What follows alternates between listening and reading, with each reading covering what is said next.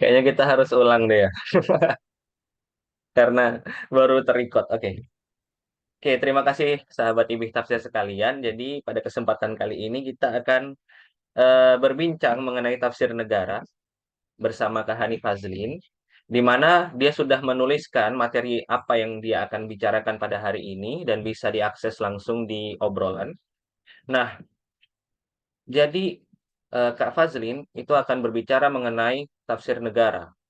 Dalam hal ini yang dimaksud tafsir negara adalah tentunya sebuah institusi atau lembaga yang menaungi urusan agama di Indonesia. Dalam hal ini adalah Kementerian Agama. Nah, jadi sejak 1975, Kementerian Agama telah menghasilkan karya-karya tafsir. Salah satu di antaranya yang akan dibincangkan pada hari ini adalah tafsir tematik. Nah, Kak Fazlin akan mendiskusikan atau membagikan penelitiannya yang berkaitan dengan seri tafsir tematik perempuan. Nah, kenapa hal ini menarik? Karena kajiannya didasarkan pada literatur review, di mana dia menemukan adanya eh, kontroversi. Jadi ada yang mengatakan bahwasanya seri tafsir tematik perempuan Kemenak ini tidak bias gender, tapi di sisi lain ada yang mengatakan bias gender. Maka kemudian Kak Hani Fazlin dengan penelitiannya hadir untuk kemudian memberikan semacam alat bantu membaca lainnya untuk eh, melihat perdebatan ini secara lebih lebih luas lagi.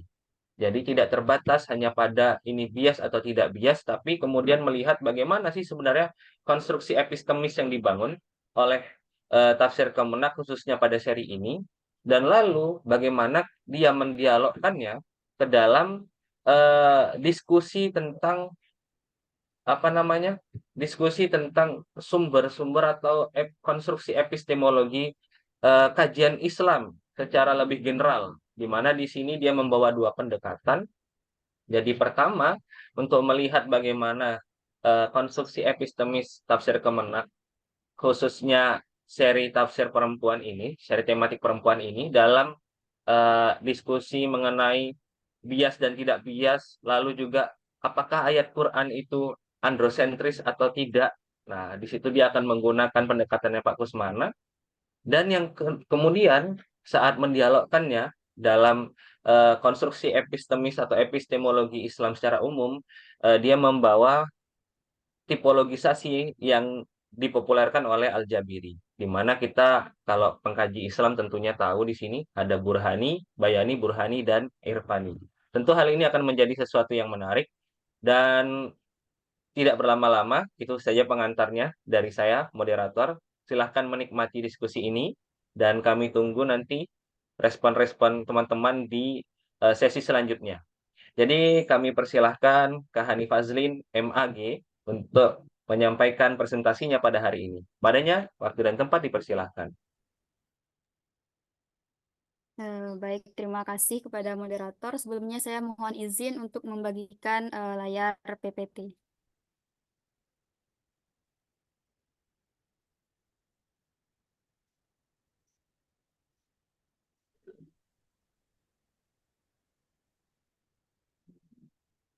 Apakah sudah terlihat? Terlihat jelas. Mungkin nanti tinggal diperbesar aja ya. Oke, aman. Silahkan. Baik, Bismillahirrahmanirrahim. Assalamualaikum warahmatullahi wabarakatuh. Alhamdulillah, terima kasih sebelumnya atas kesempatan yang diberikan kepada saya untuk berbagi hasil bacaan yang akan kita diskusikan pada pagi menjelang siang ini. Kemudian terima kasih juga kepada Mas Alif yang telah membuka diskusi pagi ini dengan seperti biasanya sangat apik ya. Itu bukan sedikit ya. Itu kalau di dalam tesis mungkin latar belakang sampai tujuan itu udah disampaikan oleh Mas Alif gitu ya. Jadi saya tinggal menyampaikan hasil mungkin. Kemudian yang sama-sama kita hormati juga di sini ada dosen kita, Dr. Abdul Muid Nawawi. Baiklah, selanjutnya saya langsung kepada eh, diskusi kita pada pagi hari ini. Saya mengangkat judul Membaca Pesan Al-Quran tentang Perempuan dalam Tafsir Negara. Sebagaimana yang telah disampaikan oleh Mas Alif tadi, bahwasanya tafsir negara yang saya maksud di sini ialah tafsir tematik Kementerian Agama, yaitu khususnya pada seri kedudukan dan peran perempuan. Nah, kegelisahan penelitian ini berawal dari ketika saya menemukan eh, beberapa karya ilmiah. Di sini saya mengambil 2 karya ilmiah, yaitu ada yang dari jurnal, kemudian ada yang dari disertasi UIN Sunan Kalijaga Yogyakarta. Nah, eh, dua karya ilmiah ini membahas tentang tafsir Kemenak, itu tafsir kedudukan dan peran perempuan, di mana 2 karya ini menghasilkan satu kesimpulan yang sama, yaitu bahwasanya tafsir Kemenak diindikasi sebagai tafsir yang mengandung unsur bias gender. Nah, padahal kalau kita telusuri kepada latar belakang dihadirkannya tafsir ini, hadirnya tafsir ini sebagai bentuk respon pemerintah terhadap isu-isu kontemporer, khususnya isu-isu tentang keperempuanan. Di mana di Indonesia sendiri kita sudah sama-sama tahu bahwasanya isu gender itu masih ini ya, masih sangat tinggi, seperti kekerasan terhadap perempuan itu masih banyak terjadi. Nah, salah satunya di sini Kementerian Agama hadir untuk memberikan pemahaman akan kesetaraan gender itu seperti apa sih, seperti itu, melalui penafsiran terhadap ayat-ayat Al-Quran. Kemudian ketika kita membaca hasil dari karya ilmiah ini, tapi kok kenapa justru berbeda gitu dengan apa yang dituliskan di dalam latar belakang hadirnya tafsir kedudukan dan peran perempuan ini.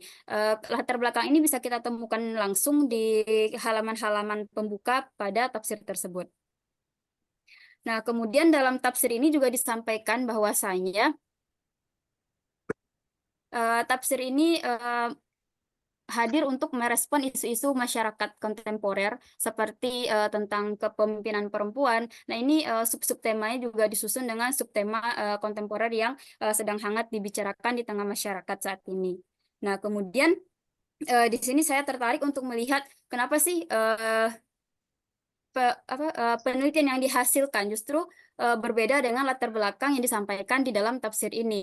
Nah, di sini saya ingin meneliti bagian epistemologinya, yaitu bahwasanya setiap pengetahuan itu di sini tafsir tematik Kementerian Agama merupakan sebuah produk pengetahuan di mana ia dihasilkan atau disusun berdasarkan satu susunan sistematis atau epistemologi tertentu.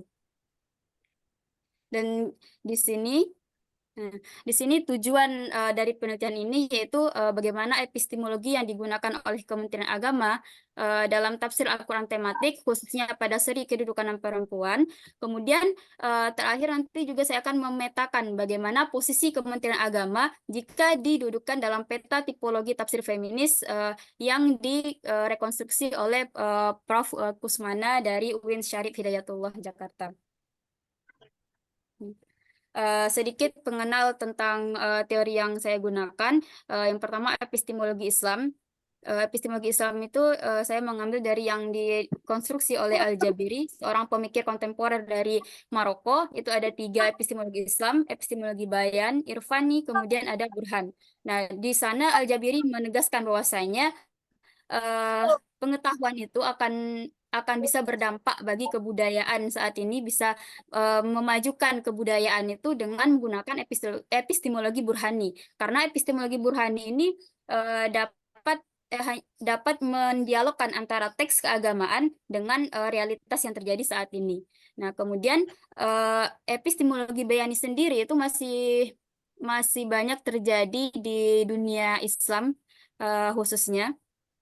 Dan hal ini dikatakan oleh Al-Jabiri sebagai sesuatu yang membuat keterbelakangan seperti itu. Karena epistemologi Bayani ini didasarkan pada sepenuhnya penalaran yang bersandarkan kepada teks. Jadi di sini tidak ada fungsi rasio. Fungsi rasio hanya sebagai pembenaran gitu. Berbeda dengan halnya epistemologi Burhan, di mana epistemologi Burhan itu rasio menjadi penentu arah gitu. Jadi tidak hanya bersandarkan kepada teks-teks keagamaan seperti Al-Quran ataupun hadis gitu.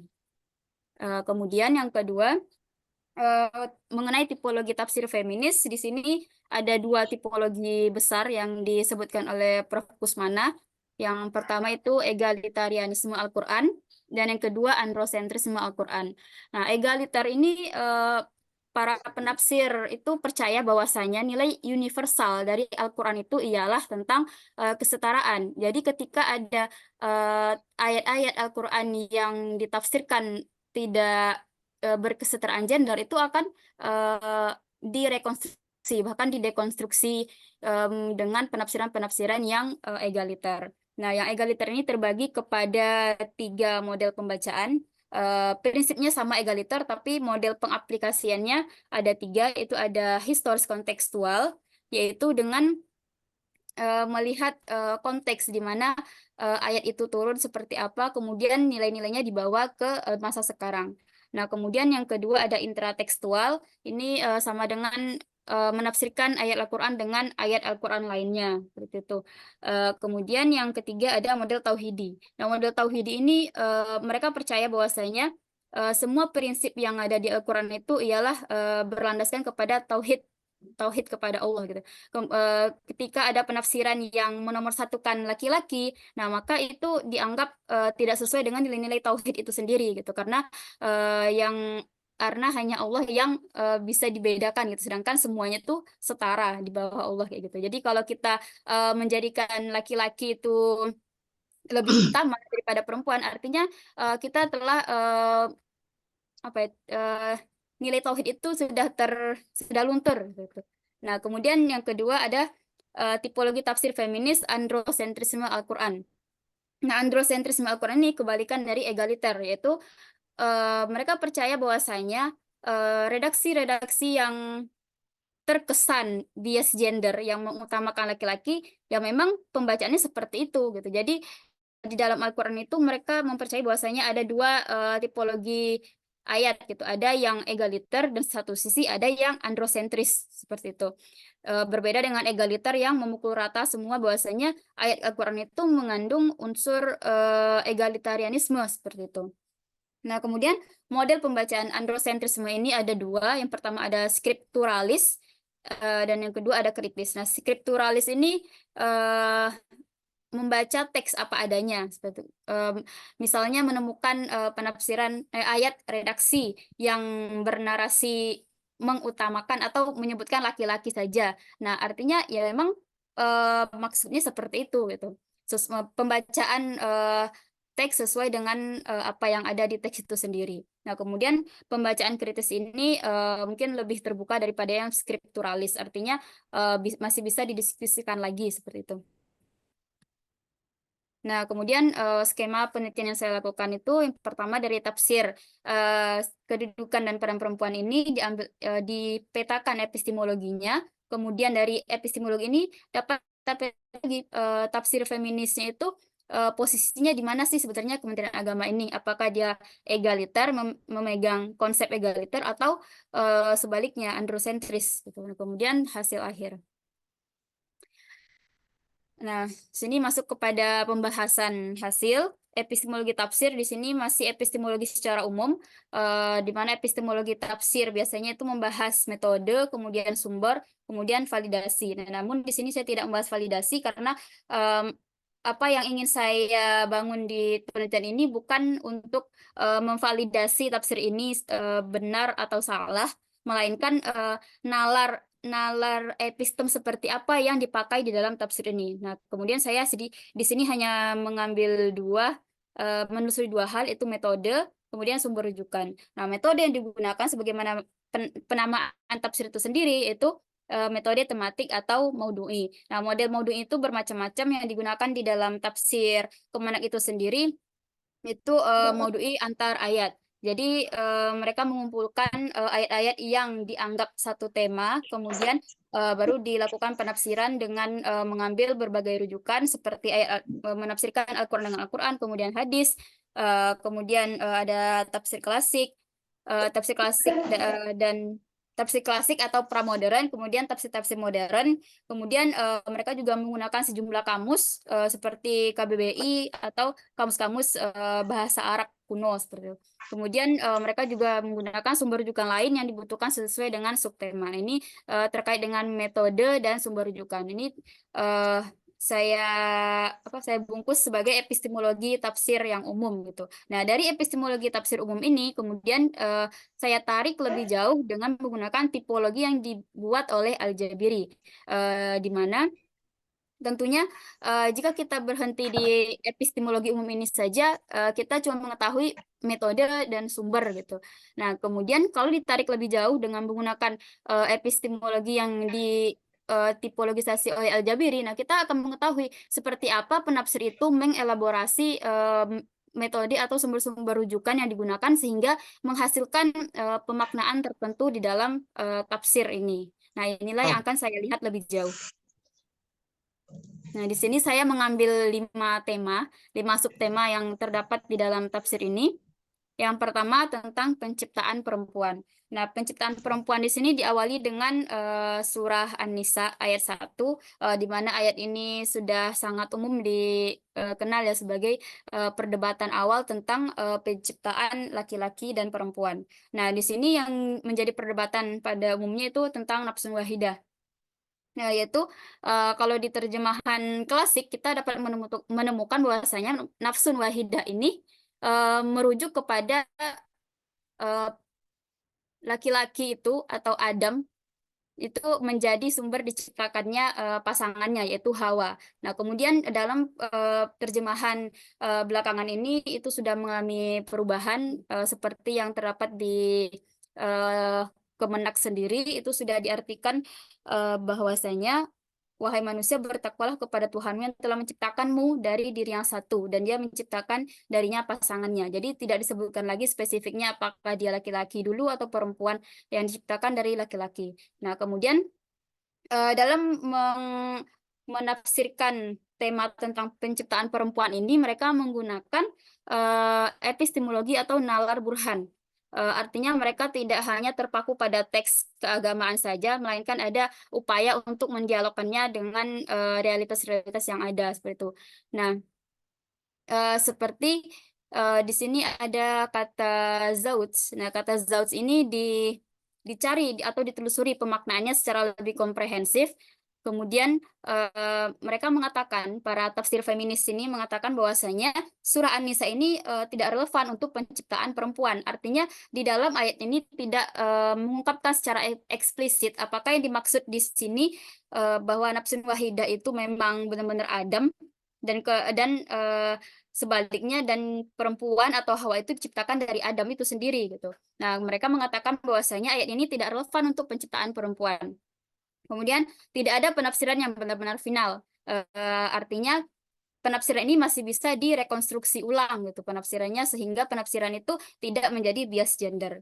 Nah, di sini para tafsir feminis ini mengambil beberapa ayat yang mengatakan bahwasanya tidak ada perbedaan antara laki-laki dan perempuan yang disebutkan di dalam Al-Quran, yaitu terkait dengan rezeki dan beramal. Itu sebagaimana yang tertera di surah Al-Isra, kemudian ada Ali Imran.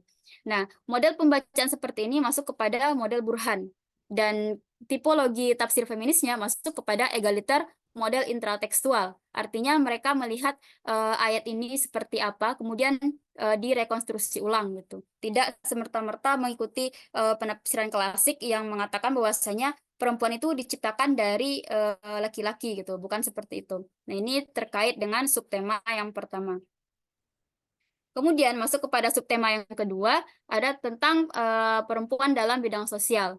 Nah, di sini ayat utama yang digunakan itu Al-Ahzab ayat 33 terkait kata wakorna. Nah, kata wakorna sini kalau kita perhatikan di terjemahannya eh, artinya tetaplah tinggal di rumah-rumahmu. Nah, ayat ini biasanya digunakan oleh eh, mufasir klasik untuk apa ya meletakkan perempuan itu ya udah perempuan itu di rumah saja gitu tidak boleh keluar. Nah, ayat ini yang dibahas di dalam subtema peran perempuan dalam bidang sosial dimulai dari apakah wanita itu boleh atau tidak untuk keluar rumah.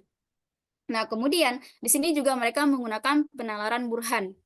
Nah, di sini mereka mengatakan bahwasanya Al-Ahzab ini kurang relevan jika dijadikan legitimasi untuk pelarangan perempuan keluar rumah karena ketika kita melihat konteks, nah di sini mereka juga menggunakan historis kontekstual, model egaliter historis kontekstual, artinya mereka melihat konteks di saat ayat itu turun, artinya di zaman Rasulullah, di mana saat itu banyak kegiatan sosial kemasyarakatan yang diikuti oleh kaum perempuan itu sendiri. Jadi artinya perempuan itu tidak dilarang kok untuk keluar rumah seperti itu.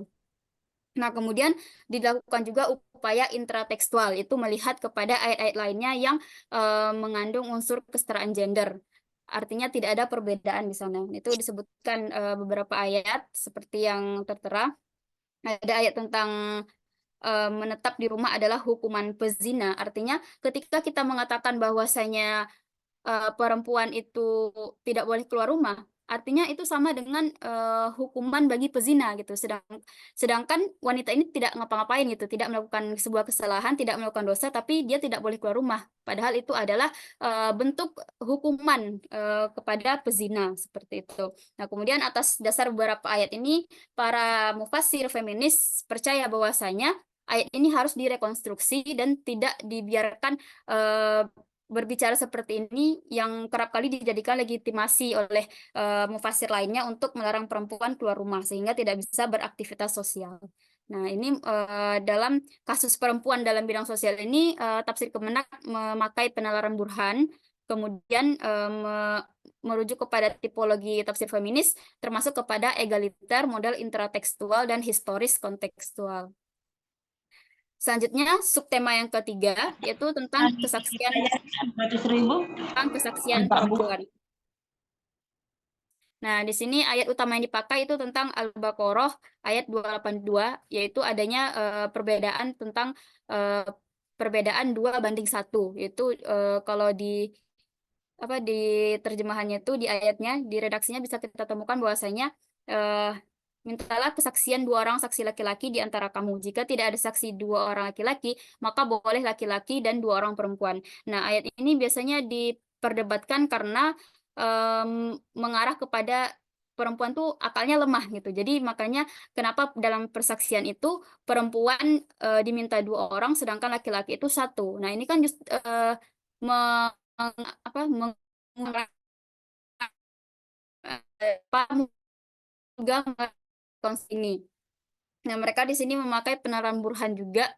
Kemudian tipologi tafsir feminisnya masuk kepada egaliter, model historis kontekstual dan intratekstual juga, di mana ada upaya untuk melihat zaman Rasulullah, kemudian di counter dengan mengumpulkan ayat-ayat yang satu tema yang mereka anggap mendukung pernyataan bahwasanya perempuan itu tidak berada di bawah laki-laki seperti itu. Nah, kemudian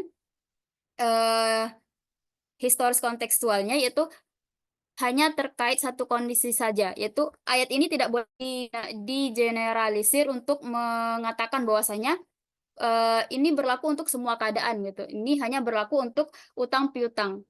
Artinya ketika zaman Rasulullah itu dikatakan masyarakat Arab itu tidak terbiasa membolehkan perempuan untuk keluar rumah berada terkait apa ya, terkait utang piutang gitu. Jadi ketika perempuan itu dijadikan saksi, wajar jika mereka lupa atau tidak terbiasa dengan hal itu. Nah, karena itu mereka dibuat bahwa ya, oleh karena itu di sana dikatakan bahwasanya perempuan itu harus 2 orang gitu menjadi saksi. Nah, berbeda halnya ketika kita bawa ke zaman sekarang di mana perempuan itu sudah banyak terlibat dalam aktivitas sosial, sudah banyak bekerja, bahkan jadi pebisnis itu juga banyak perempuan gitu. Maka dalam kesaksian perempuan ini para mufasir feminis mengambil sumber rujukan dari ulama-ulama modern seperti Abduh gitu, yang mengatakan bahwasanya jika ayat ini dibawa ke masa sekarang bisa saja setara perbandingan antara laki-laki dan perempuan karena mereka sudah terbiasa untuk keluar rumah dan melakukan urusan-urusan seperti ini gitu, tidak seperti di zaman Rasulullah dahulu. Nah, kemudian ini sejumlah upaya untuk melakukan rekonstruksi pemaknaan dengan historis kontekstual. Nah, kemudian intratekstualnya juga dengan mengumpulkan ayat-ayat yang menyatakan bahwasanya perempuan itu tidak berbeda dengan laki-laki dalam urusan-urusan lainnya seperti itu. Nah, Ini 3 subtema ini dikategorikan sebagai epistemologi yang memakai burhan, kemudian tipologi tafsir feminisnya itu egaliter, model, historis, kontekstual, dan intratekstual. Ini yang terdapat dalam 3 subtema. Nah, kemudian, di sini sampai tema ketiga ini kita akan berpikiran, wah ternyata tafsir Kemenak itu sudah mengandung, ini kok sudah kesetaraan gender gitu, artinya sudah responsif gender. Tidak seperti yang dituduhkan oleh jurnal-jurnal atau karya ilmiah yang tadi. Nah, namun kesan ini akan berbeda ketika kita melanjutkan dalam subtema yang lainnya, yaitu subtema tentang kepemimpinan perempuan. Khususnya di sini dalam menjadikan perempuan sebagai kepala daerah atau kepala negara. Nah, di sini mereka memakai surah An-Naml ayat 23 sampai 24 itu ayat ini mengisahkan tentang Ratu Balkis yang biasa dikenal dengan Ratu Balkis atau Ratu Saba. Nah, di sana disebutkan bahwasanya Ratu Balkis itu seorang perempuan atau penguasa yang sangat bijak dan sebagainya, akan tetapi mereka tidak beruntung karena mereka tidak menyembah, tidak bertauhid lah gitu. Nah, ayat ini yang digunakan oleh mufasir mufasir dalam tafsir Kemenak ini sebagai utama untuk melegitimasi bahwasanya perempuan itu tidak boleh menjadi kepala daerah atau kepala negara seperti itu. Nah, padahal kalau kita melihat kepada tafsir yang subtema sebelumnya tentang kebolehan perempuan untuk beraktivitas di ruang publik, di sosial tadi itu boleh. Tapi kenapa ketika menjadi kepala daerah atau kepala negara justru itu tidak boleh seperti itu. Nah, di sini tidak terlalu banyak diambil rujukan oleh mufasir ini. Dia hanya mengambil surah An-Naml, kemudian hadis At-Tirmizi dan An-Nasa'i tentang kegagalan satu kaum jika menyerahkan kepemimpinan kepada perempuan. Nah, hadis ini masih diperdebatkan pemaknaannya apakah benar seperti itu. Akan tetapi di sini sang penafsir langsung mengambil hadis itu sebagai hadis pendukung tentang An-Naml ini. Nah, kemudian didukung juga dengan surah Al-Baqarah, pemimpin yang harus mempunyai cakupan ilmu pengetahuan yang luas dan kesehatan jasmani. Artinya sebenarnya yang terakhir ini kurang relevan karena perempuan juga ya bisa berpengetahuan tinggi dan kesehatannya juga ya nggak yang bermasalah seperti anggapannya gitu. Anggapan kalau kita baca surah Al-Baqarah ini kayak, oh berarti perempuan itu tidak sehat jasmani. Berarti perempuan itu cakupan ilmunya nggak luas seperti itu. Nah, kemudian model penalaran seperti ini dapat dikategorikan seperti tipologi Al-Jabri itu model bayan. Artinya sang penafsir hanya terfokus kepada teks-teks Al-Quran itu saja. Nah, kemudian model pembacaannya masuk kepada androsentris. Artinya perempuan itu sebagai yang nomor 2 dan yang diutamakan itu adalah laki-lakinya gitu. Nah, model pembacaannya adalah skripturalis, yaitu memaknai ayat Al-Quran itu sebagaimana adanya. Jadi tidak dicari pemaknaan lainnya atau tidak dilakukan upaya lainnya seperti pembacaan egalitarianisme. Nah, subtema yang terakhir yaitu tentang peran perempuan dalam keluarga sebagai istri. Nah, di sini khususnya tentang seksualitas. Ayat yang dipakai yaitu surah Al-Baqarah 223, yang mana ayatnya berbunyi, istrimu adalah ladang bagimu. Nah, ayat ini biasanya diisi oleh kaum laki-laki untuk istri itu harus memenuhi hasrat biologis sang suami gitu. Kalau menolak artinya telah mengabaikan tugas istri. Nah, ini juga yang disampaikan oleh sang penafsir dalam artinya ayat ini diterjemahkan sesuai dengan redaksi atau teks itu sendiri, istrimu adalah ladang bagimu. Jadi tidak ada upaya untuk merekonstruksi atau penjelasan ulang terkait bagaimana perempuan itu seharusnya diajak untuk seksualitas apa, tidak ada diskusi, tidak ada kesiapan atau tidak ada ditanya apakah bersedia atau tidak, itu musyawarah itu tidak ada. Jadi di sini hanya dijelaskan bahwasanya jika istri menolak artinya mengabaikan istri. Nah, dari kelima subtema ini dapat disimpulkan bahwasanya model penalaran yang dikatakan bias gender itu karena menggunakan model pembacaan androcentrisme, yang mana mereka percaya bahwasanya ya ayat Al-Quran itu memang harus dibaca sebagaimana redaksi aslinya. Jadi redaksi teks itu termasuk informasi yang sangat penting bukan termasuk, memang hal yang penting untuk dipertimbangkan. Jadi tidak bisa langsung semata-mata dihilangkan hanya karena percaya bahwasanya nilai Al-Quran itu adalah egaliter. Nah, jadi inilah yang dipegang oleh orang-orang yang androsentrisme. Nah, model pembacaan seperti ini masuk kepada epistemologi. Nah, kemudian yang kedua, nilai-nilai egalitarianisme ini dapat dipahami karena mereka memegang prinsip bahwasanya nilai-nilai Al-Quran itu adalah nilai universal Al-Quran itu ialah kesetaraan gender. Jadi setiap ada ayat Al-Quran yang bernarasi tidak kesetaraan gender artinya harus didekonstruksi dan direkonstruksi ulang. Nah, model pembacaan ini masuk kepada burhan, yaitu ada upaya untuk mendialogkan teks dengan realitas yang ada seperti itu. Nah, kemudian masuk kepada catatan akhir dari saya sendiri, bahwasanya tuduhan penafsiran yang dikatakan bahwa tafsir ini sebagai tafsir yang bias gender itu tidak bisa digeneralisir. Nah, penafsiran yang bias gender itu dapat dipahami karena mereka memegang konsep androsentrisme Al-Quran dan menggunakan penalaran bayani. Nah, kemudian sebaliknya, berdasarkan subtema yang diteliti tadi dari 5 subtema itu, 3 diantaranya termasuk kepada yang berkesetaraan gender atau responsif gender. Artinya sudah ada upaya untuk menyeimbangkan peran perempuan dan laki-laki melalui pemahaman keagamaan yaitu teks Al-Quran itu sendiri. Nah, model penalaran ini masuk kepada penalaran burhan. Nah, kemudian berdasarkan agenda politis yang melatar belakanginya, di mana tafsir ini disampaikan, kehadirannya merupakan respon untuk isu-isu kontemporer yang terjadi di masyarakat, khususnya untuk kesetaraan gender, itu bisa dikatakan belum sepenuhnya sesuai dengan tujuan tersebut. Apa faktor tadi? Nah, yang terakhir itu perbedaan di dalam tafsir ini bisa dipahami karena menurut saya sendiri itu metodologi penafsirannya belum konsisten diterapkan di dalam setiap subtema. Meskipun metode atau langkah-langkah itu sudah tersusun sistematis di halaman-halaman awal penafsiran ini, namun kenyataannya di dalam subtema itu sendiri belum diaplikasikan secara konsisten. Nah, hal ini bisa dipahami karena penulis ini tidak satu orang, akan tetapi merupakan gabungan dari beberapa individu yang menjadi sebuah tim.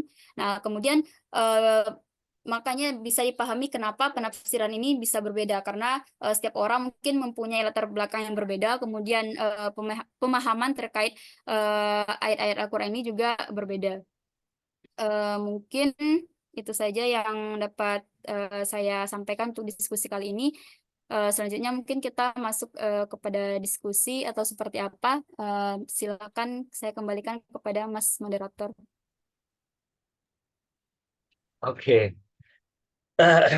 Terima kasih atas penyampaiannya dan saya rasa ini ya adalah edisi naksir yang cukup berat ya tentunya untuk teman-teman penyimak sekalian karena satu kajiannya lahir berkat memang literatur review yang memadai. Lalu kedua, penggunaan metodologinya yang sangat jelas. Tujuannya pakai teori ini apa dan ini apa, fungsinya untuk apa, membaca apa itu sangat jelas. Lalu juga bagaimana kemudian menganalisisnya itu menurut saya sudah sangat eh, matang gitu. Sehingga tujuan awal dari kajian ini benar-benar sudah tercapai di akhir gitu. Nah, mungkin teman-teman sekalian yang ingin ikut dalam diskusi ini, ada beberapa kata kunci tadi yang mungkin kalian misalnya penasaran bisa ditanyakan lagi. Misalnya tadi ada androsentrisme, ada egalitarianisme. Nah, itu tadi. Jadi ada tipologi ayat berdasarkan apa namanya tipologisasinya Pak Kusmana itu ada androsentrisme, ada egalitarianisme. Lalu ada pembacaan skripturalis, ada yang kritis. Nah, terus ada tadi Bayani, Burhani, ada Irfani. Terus ada beberapa tema-tema dalam Quran yang dalam tafsir tematik tersebut yang kemudian diangkat oleh Kak Hanif Fazlin tadi. Jadi silakan saya apa namanya berikan kesempatan kepada teman-teman sekalian untuk memberikan tanggapan, respon maupun pertanyaan yang berkaitan dengan presentasinya tersebut. Silakan teman-teman.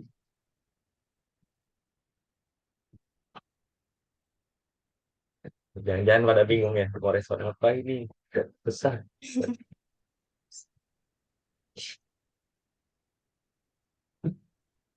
Mungkin kurang menarik ya diskusinya mungkin. Bukan kurang menarik ya, tapi memang saya rasa anu sih, kajian-kajian yang apa namanya, ini termasuk kajian grade A lah bang, bahasanya semacam itu.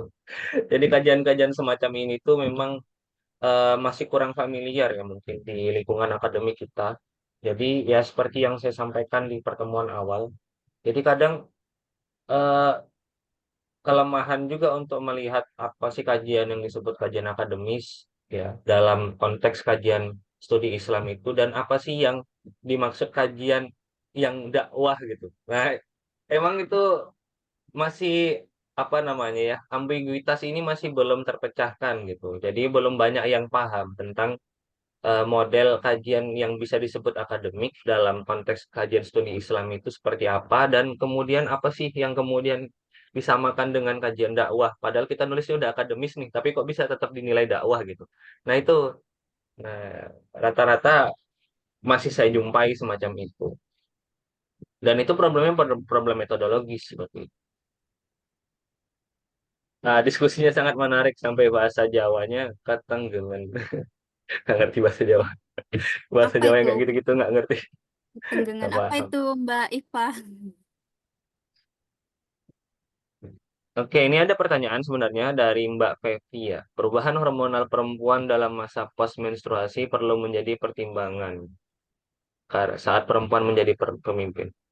Ah, sebenarnya ini Mbak Fevi terima kasih ya sudah memberikan tanggapan. Jadi tentunya Kak Fazlin itu tidak menghasilkan tafsir. Jadi dia mencoba membaca sebuah tafsir dengan beberapa metodologi tertentu sehingga bisa mendialogkannya dalam diskursus yang lebih besar seperti itu. Nah, dalam hal ini tentunya tanggapan dari Mbak Fevi itu justru tidak relevan dengan diskusinya kayak gitu. Ya, jadi Mbak Fevi akan relevan tanggapannya jika disampaikan ke Kemenak misalnya, langsung sampaikan kepada mufasirnya. Jadi siapa yang yang diteliti gitu loh. Oke, jadi sambil menunggu. Jadi sambil menunggu ya, kita akan bedah tesis penelitian ini. Eh, ada beberapa hal yang saya ingin tanyakan, tetapi saya akan tanya satu aja dulu. Em, dalam pandangan Kak Elin, apakah... Oh, sudah ada yang tanya. Sorry, sorry, sorry. Nggak jadi ya, nggak jadi. Nanti aja. Silakan, Mas Zainal. Sebagai moderator, kita nggak boleh maruk ini. Monggo, Mas Zainal. Silakan. Gimana nih? Bangun, Halo, bangun. Assalamualaikum. Pak kelihatan Coba ya? Salam Assalamualaikum warahmatullahi wabarakatuh. warahmatullahi wabarakatuh. Kedengaran ya teman-teman ya? Siap, Ini kedengeran. Kedengaran, menarik. Mas. Jadi saya ingin bertanya kepada eh, Mbak Hani Fazlin ini soal tafsir negara. Ini kan dalam pelacakannya nampaknya belum disampaikan apakah ada sebenarnya model seperti ini, tafsir negara yang memang concern dalam perempuan di negara-negara Islam lainnya. Kalau misalkan kita bandingkan dengan kajian yang sifatnya terjemah negara, itu kan ada yang membandingkan dengan beberapa negara Islam, misalkan di Turki atau Persia atau di Iran dan yang lain sebagainya, misalkan dengan menggunakan kekhasannya masing-masing. Apakah selama pelacakan literatur itu ada juga yang seperti ini selain di Indonesia?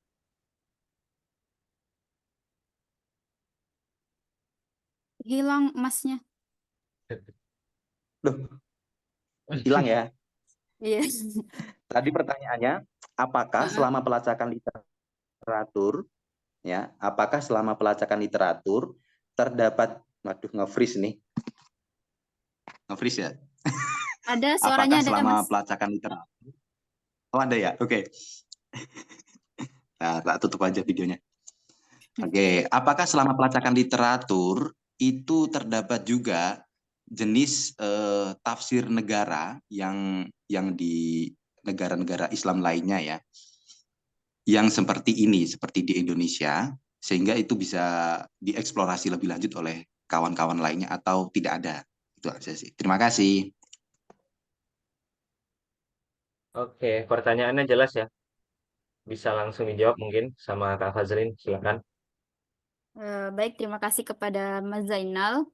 Eh, untuk saya sendiri, sejauh ini saya tidak melakukan explore terhadap literatur review di luar Indonesia, gitu. Maksudnya yang membahas khusus tafsir keperempuanan seperti itu. Nah, saya sendiri belum melakukan hal itu, jadi saya mungkin tidak bisa menjawab apakah ada atau tidak. Nah, justru hal ini menjadi inspirasi baru mungkin ya bagi teman-teman yang ingin melakukan penelitian untuk karya ilmiah selanjutnya, apakah itu tesis atau skripsi seperti itu. Nah, untuk saya sendiri, saya belum melakukan eksplorasi tersebut seperti itu. Mungkin itu saja dari saya, Mas Zainal.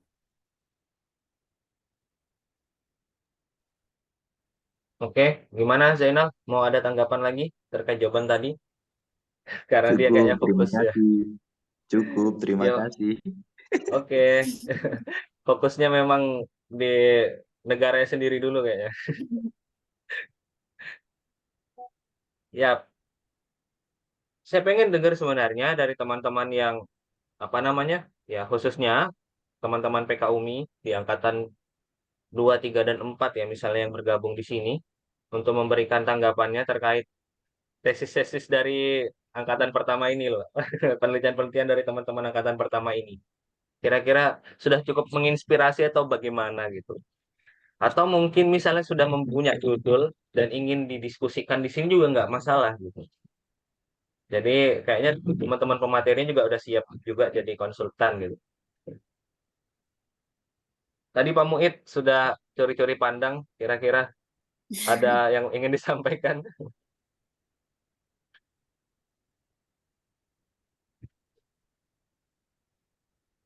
Oke, sebelumnya tadi ya saya akan melanjutkan apa yang ingin saya tanyakan.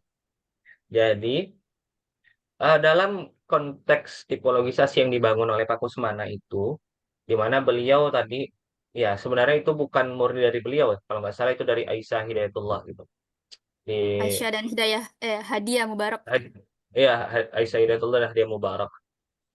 Em, di sana ada dua tipologisasi yang menurut saya menarik untuk kemudian kita bincangkan lebih lanjut. Di mana dalam melihat ayat Quran, tadi beliau bilang, ya ini sebenarnya pembacaan Hadiah dan Aisyah juga adalah pembacaan seorang peneliti dalam melihat bagaimana orang lain membaca Quran gitu. Bukan dia sendiri, tapi dia sebagai posisinya adalah sebagai peneliti juga. Jadi dia, wow. Tapi ya gitu. Jadi yang menarik adalah bagaimana kemudian dia bisa membagi tipologisasi ayat. Jadi ada pihak yang kemudian melihat ayat itu, ayatnya memang berbicara demikian, memang memang berbicara soal laki-laki itu di atas perempuan gitu. Dalam beberapa tempat ada ayat yang memang berbicara seperti itu secara leksikal, dan di beberapa tempat lain memang egaliter. Nah, dalam konteks ini ya, saya ingin melihat gimana Kak Fazlin menyikapinya ya setelah mengikuti masuk ke dalam perdebatan itu, dan kira-kira menurut Kak Fazlin sendiri mana yang lebih relevan. Jika ya lebih relevan dalam hal ini ingin melanjutkan ke diskusi misalnya diskusi mengenai konteks tafsir negara itu sendiri gitu loh. Kalau dilihat dari tujuan politis yang sudah dibawa oleh Kemenak dalam menghasilkan karya-karya tafsir negara, kira-kira dari tipologisasi yang ada ya yang dibawa oleh Pak Kusmana tersebut, enaknya Kemenak itu enaknya Kemenak itu memakai yang mana gitu loh dalam perspektifnya Kak Hani. Silakan. Jadi ini untuk mengembangkan lagi ya. Maksudnya tafsir ini atau tafsir ini apa semua tafsir Kemenak? Maaf, Mas Nah, moderator. khususnya tafsir ini. Jadi kan tadi dia sudah punya apa Kemenak kan sendiri sudah punya motif politis ya di situ. Dia itu menghasilkan karya tafsir ini tujuannya untuk apa? Nah, dalam konteks ini, nah dengan tujuan politis tersebut, kira-kira untuk seri tafsir tematik perempuan ini Kemenak cocoknya itu pakai pandangan yang mana dari tipologisasi yang dibawa oleh Pak Kusmana itu sendiri. Gitu. Baik, terima kasih. Kalau kita melihat langsung kepada kata sambutan atau kata pengantar yang terdapat di halaman-halaman awal tafsir tematik ini, kita akan menemukan bahwasanya tafsir memang hadir untuk merespon isu gender. Eh, Tafsir ini hadir sebagai bentuk untuk meningkatkan sumber daya manusia. Salah satunya kelemahan sumber daya manusia kita itu akibat rendahnya eh, apa sih? Rendahnya responsif gender gitu. Nah, itu salah satu penyebab kenapa dihadirkannya tafsir ini. Nah, ketika kita memahami tujuan ini, seharusnya menurut saya justru yang relevan digunakan dalam tafsir ini yaitu epistemologi Burhani itu sendiri. Nah, karena seperti yang telah dipaparkan, ketika menggunakan bayani itu yang mana penafsirannya condong kepada condong kepada androsentris. Nah, itu justru menjadi tidak relevan gitu karena konsep awalnya itu dibentuk untuk kesetaraan gender gitu. Nah, ketika dipakai penalaran bayan dan juga tipologi tafsirnya masuk kepada androsentris, nah itu jadi tidak tercapai tujuan tersebut gitu. Nah, jadi menurut saya kalau memang tujuannya untuk kesetaraan gender, artinya mereka sepakat bahwasanya laki-laki dan perempuan itu tidak ada perbedaan gitu. Nah, seharusnya yang dipakai adalah penalaran burhan dengan model tipologi tafsir feminisnya yaitu egaliter seperti itu.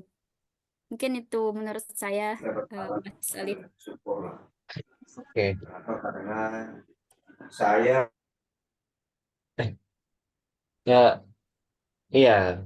Dalam konteks ini saya sepakat juga sih untuk mengatakan bahwa memang kalau punya tujuan politis semacam itu, jadi memang seharusnya ya, Kemenak juga sudah menyusun bagaimana metodologi yang harus dipakai oleh apa namanya para mufasir yang tergabung dalam tim penafsirnya itu sendiri.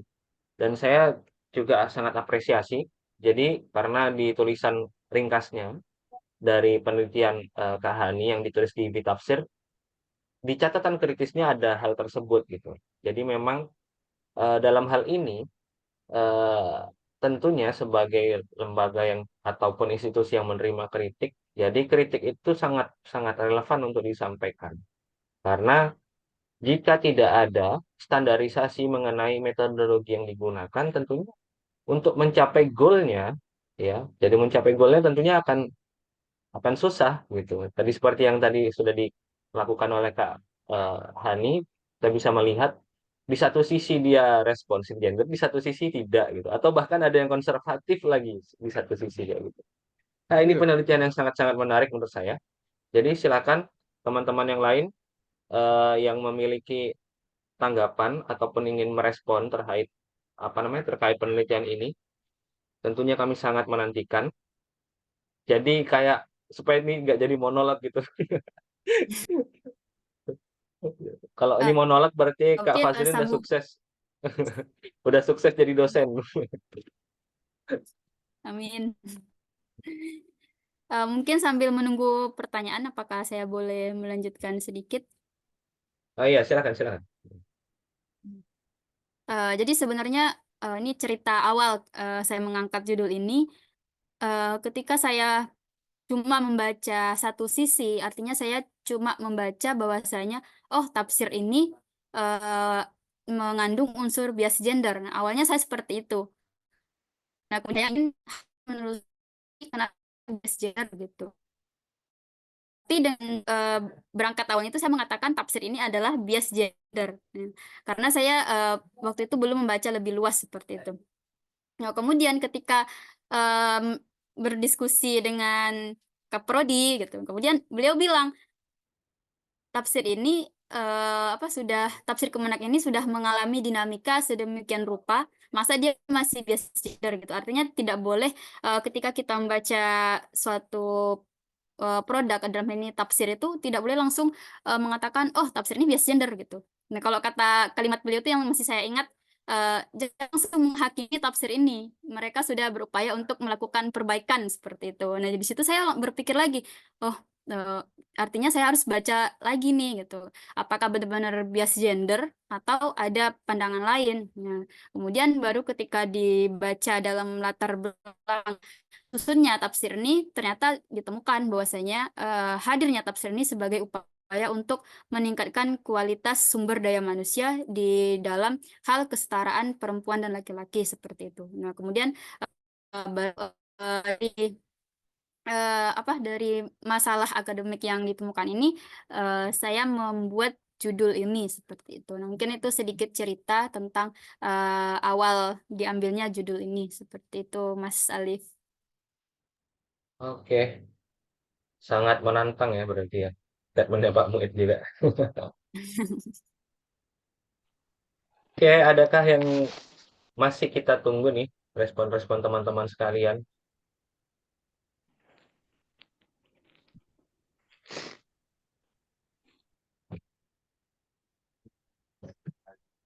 Tapi sebenarnya teman-teman sudah mendapatkan inspirasi dan sudah nggak sabar ingin menulis sepertinya ya, jadi tidak sempat bertanya kemungkinan. Oh, izin bertanya guru. Silakan, silakan. Ah, ini ada pertanyaan dari Mbak Awal. Kira-kira menurut Mbak peneliti, apa yang menarik dilanjutkan dan dikembangkan dalam penelitian Mbak? Ini bagian bab 5 ini, saran. Eh, Silakan dijawab. Baik, terima kasih kepada Mbak Awal. Ya, Eh, baru mengkaji satu tafsir kemenak saja, itu tafsir tematik dan orang perempuan. Nah, sebenarnya ini masih bisa dilanjutkan penelitiannya dengan melihat keseluruhan dari tafsir kemenak yang ada gitu. Jadi bisa melihat bagaimana dinamika epistemologi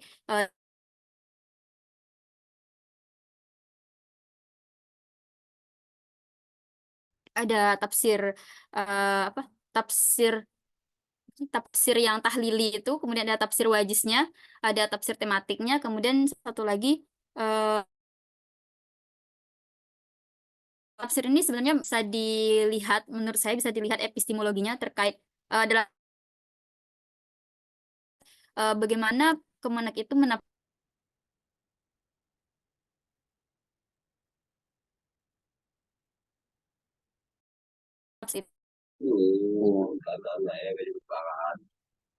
ilmu adalah rakyatnya juga berbeda, yaitu pemimpinnya berbeda seperti itu.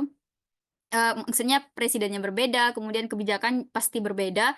Apakah menerapkan prinsip yang sama dengan tafsir ini? Nah, di sini bisa digali lanjutan epistemologinya, bagaimana, kemudian bagaimana Kemenak itu menafsirkan ayat-ayat yang terkait dengan isu gender dari masa ke masa.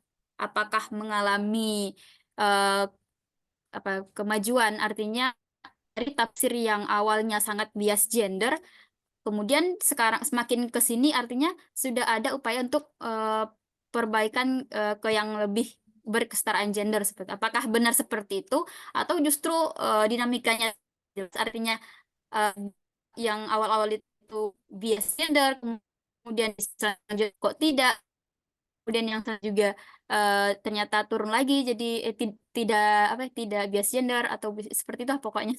Artinya menelusuri bagaimana epistemologi dari tafsir, dinamika epistemologi dari tafsir Kemenak itu sendiri dari masa ke masa terkait isu gender khususnya.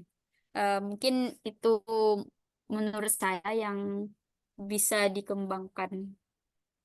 Mungkin seperti itu. Oke, menarik banget itu ya jawabannya. Saya rasa itu udah menjawab banget apa yang ingin apa namanya dilanjutkan dari kajian-kajian ini. Karena masih banyak banget gitu. Apa namanya model tafsir lain dari Kemenak yang bisa diteliti dan melihat isu tertentu lalu didialogkan dalam diskursus yang lebih besar seperti ini. Oke, silahkan Mas Lazisnu Maroko, di unmute saja. Izin bertanya, Pak Eli dan Pak Mas Alif. Pertanyaan saya tadi hampir mirip dengan saudara sebelumnya bahwa topik gender equality dan feminisme ini semakin booming di masyarakat modern kan ya. Nah, yang ingin saya tanyakan itu bagaimana metode kita untuk menjelaskan bahwa Al-Quran ini mampu menghadapi permasalahan ini baik di zaman modern maupun zaman yang akan datang. Sekian, terima kasih. Wah, Oh ya, luar biasa nih. Pertanyaannya langsung dari Maroko ya. Lazis Nu Maroko, Masya Allah. Syukran, Ahi, syukran. Silahkan, Kak Hani.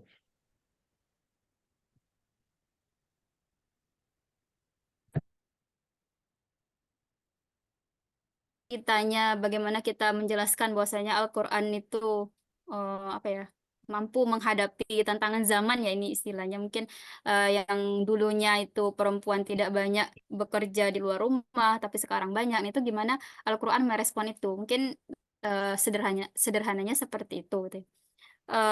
Menurut saya ini kembali lagi sebagaimana kita melihat Al-Quran itu sendiri. Nah, sebagaimana orang yang percaya bahwasanya nilai Al-Quran itu ada egaliter atau yang androsentris, nah itu berangkat dari apa ya, dari kepercayaan mereka bahwasanya Al-Quran itu sholih di kulli zaman. Itu biasanya dipakai oleh yang tafsir femis, yang ketika Al-Quran itu sebagai petunjuk pedoman bagi umat manusia, khususnya Islam yang kita pakai ini, bisa selalu kembali dalam kan loh. Nah, ketika kita tidak memakai konsep ini yang soleh zakat, tidak ada upaya rekonstruksi dan Al-Quran itu tertinggal di belakang gitu, tidak bisa mengikuti sebagaimana zaman modern sekarang. Kemudian ini yang dipakai oleh para tafsir feminis yang mana penafsirannya cenderung artinya sekarang. Kemudian jika ditanya bagaimana kembali kepada ini dulu gitu, kita seperti direkonstruksi dengan aman dengan memang itu, atau ada yang memandang bahwasanya teks Al-Quran itu ya itu kalam Tuhan, nggak bisa dirubah-rubah gitu. Artinya apa yang ada di redaksi ayat tersebut memang itulah pesan Tuhan dari Allah gitu. Nah, jadi itu tidak boleh dirubah-rubah gitu. Nah, kemudian eh, dari konsep ini biasanya lahir pikiran yang disebut sebagai aktif mungkin ya dalam urusan gender, seperti yang pembacaan androcentris itu, artinya mereka ya sudah, Al-Quran itu kita baca, kita maknai, kita tafsirkan ya seperti ada redaksi itu sih gitu. Jadi mungkin saya hanya memberikan dua pandangan itu saja. Mungkin apakah kita memegang yang pertama, yaitu pasti penafsirnya cenderung kontekstual, selalu ada upaya untuk penafsiran, karena biasanya yang model pembacaan pertama ini juga percaya bahwasanya tafsir sendiri itu tidak sama dengan tafsir itu tidak sama dengan ayat Al-Quran itu sendiri gitu. Jadi biasanya ada upaya untuk rekonstruksi sampai sampai kapanpun ada upaya rekonstruksi untuk menyesuaikan zamannya. Nah, atau kita memegang yang kedua, yaitu ya ayat Al-Quran itu memang seperti itu, tidak bisa dirubah-rubah gitu. Jadi mungkin saya nggak nggak mengarahkan ke satu pendapat gitu ya. Mungkin silakan teman-teman berpendapat seperti apa terkait dua tipologi itu. Menurut saya seperti itu gitu. Mungkin dari saya cuman bisa menjawab seperti itu. Oke, terima kasih jawabannya. Gimana, Mas Lazis Nu Maroko? Apakah sudah terjawab? Silahkan Terima dicari kasih sendirilah atas bahasanya jawabannya. gitu. Saya langsung tercerahkan. Alhamdulillah. Langsung Alhamdulillah. tobat. Silahkan dicari sendiri. Ya, Allah yahdik. Allah baik ke sini. Oke, terima kasih teman-teman yang sudah merespon. Oke, kita cari lagi satu nih. Satu lagi yang ingin merespon. Ayo, silahkan teman-teman yang Oke, ngerespon. Oh, silahkan Mas Fikih. Alhamdulillah. Monggo. terima kasih waktunya. Mohon maaf ini oke dulu ya. Terima kasih waktunya untuk eh, Kak Moderator dan Kak Peneliti. Eh, saya jadi ingat ini sebenarnya kalau obrolan-obrolan tentang dua androcentris dan apa ini dan egaliter ini. Saya dulu ingat sekali yang sebenarnya itu jadi agak saya menaruh kayak pesimis gitu ke kajian gender. Salah satunya adalah ucapan beliau yang mengatakan pasti kalau misalkan pembahasan tentang tafsir feminis atau tafsir Al-Quran yang berbasis gender, pasti ujung-ujungnya sudah ketebak. Pasti ujung-ujungnya egaliter. Dan ya benar juga dari beberapa pembacaan-pembacaan itu yang sudah dilakukan di Indonesia khususnya ya, itu memang kebanyakan ya ini ujung-ujungnya pasti minta egaliter, minta keadilan dan kesejahteraan dan sebagainya. Tapi kemarin saya sempat membaca yang juga mendukung androcentris juga, itu dari bukunya Lela Ahmed ya, Hmm. yang di situ menjelaskan justru out of the box kalau menurut saya, karena di situ mengatakan bahwasanya jahiliyah itu bukan seperti yang dituduhkan oleh para interpreter Islam gitu loh. Jadi kayak interpreter Islam itu kan kebanyakan mengatakan jahiliyah itu merupakan zaman di mana perempuan dibakar hidup-hidup dan dikubur hidup-hidup dan lain sebagainya.